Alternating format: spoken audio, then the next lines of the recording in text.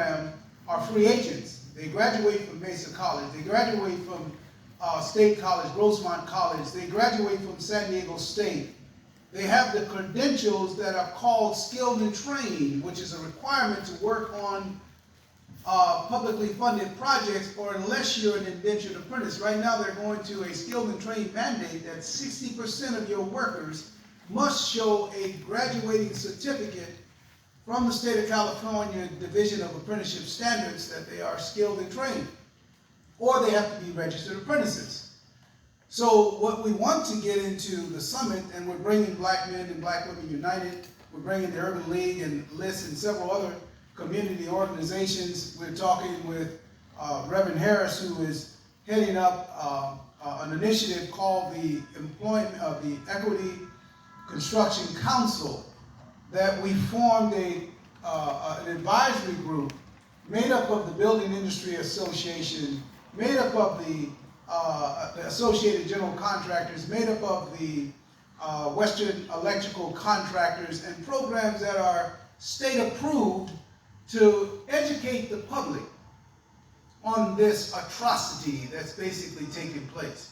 I want to yield to Mrs. Alexis Hamid to chime in, who's been a strong advocate in terms of this initiative, and she wants to share some comments. And also we have others in the room and others that are in the Zoom. But Henry, I want to thank you and applaud you and tell the councilwoman we really appreciate her courage, because we know that some of our friends are going to vote for project or labor agreements.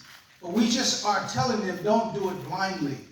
We want them to be courageous enough to say, well, what about, as Mayor Vasquez from Lemon Grove stated at the Sandag meeting, what about the IUAC apprenticeships? After she became informed and educated, there's a difference between IUAC and JCAC. Joint Apprenticeship Committees, which means training, which means union and versus non-union sponsored. They are all state and federal indentured and registered apprentice. We can indenture you, but you have to be certified through the state of California or the Department of Labor.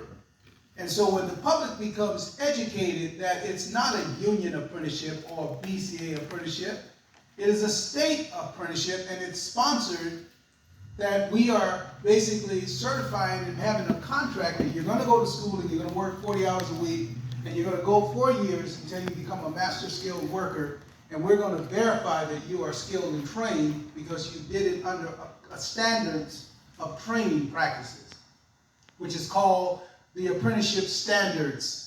So that if you, and then the OSHA training and everything else that goes with it. Mrs. Alexis. Yes, thank you so much. First, I want to wish you a happy birthday. You know, it is a big day. This year is a big year for the Black Contractors Association. This year does mark 40 years that the BCA has been a state and federally approved apprenticeship. Just as my grandfather stated earlier, we are a state and federally approved apprenticeship. Our apprentices are required to work 5,000 hours of on-the-job training. That training comes from public dollars, from public projects. The county, San Diego, they asked the government for money to fund these projects. These are our tax dollars that are coming back to the city. So when our apprentices work on those projects, these are tax dollars that they have put in from working other jobs. They have the legal right to work on these jobs. Since 2012, PLAs have been banned in San Diego. However, there are currently and have been since 2012 jobs that have PLAs. PLAs are project labor agreements. All that says is who can work on the job. Why is a state approved apprentice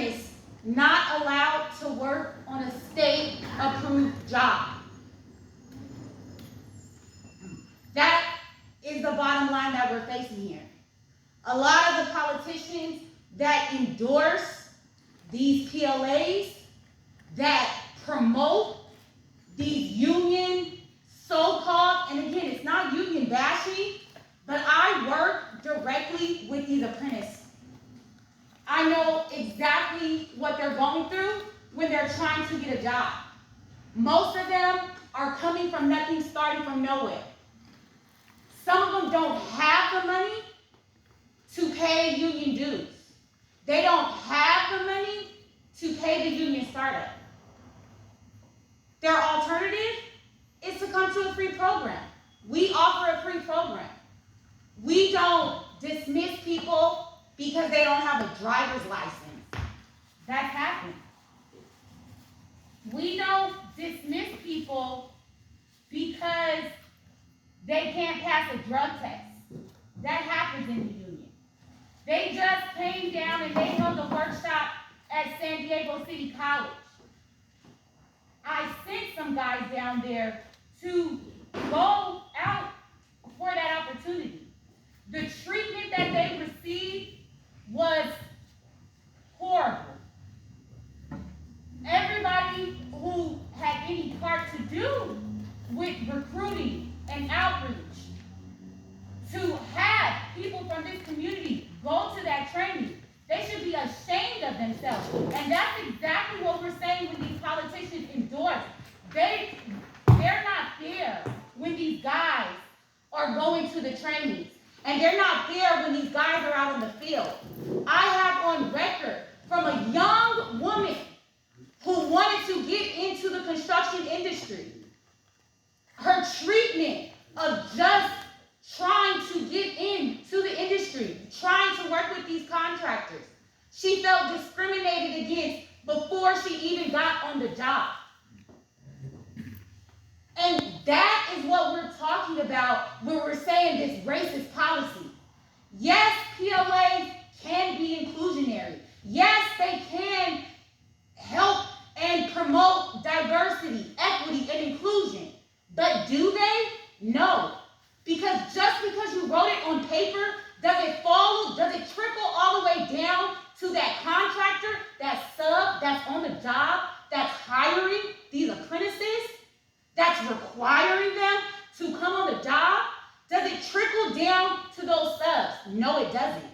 Right now, we're fighting with subs at the Lidwell Center to be inclusionary, to hire not just ones and twosies, not to exclude people because they don't have a driver's license. We're advocating for these people who just want to work when everybody knows the fact there is a labor shortage. There is a shortage of workers. The baby boomers are retiring. They're out of here. These foremen, they're out. So we do need new, young, able-bodied. And we do have to make it a great workplace, just like any other workplace. We do have to make it welcoming. It does have to be inclusionary. We cannot try to make it inclusionary.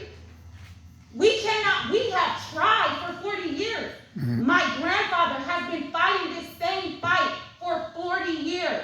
You can go back, it's on record. The message still has not changed.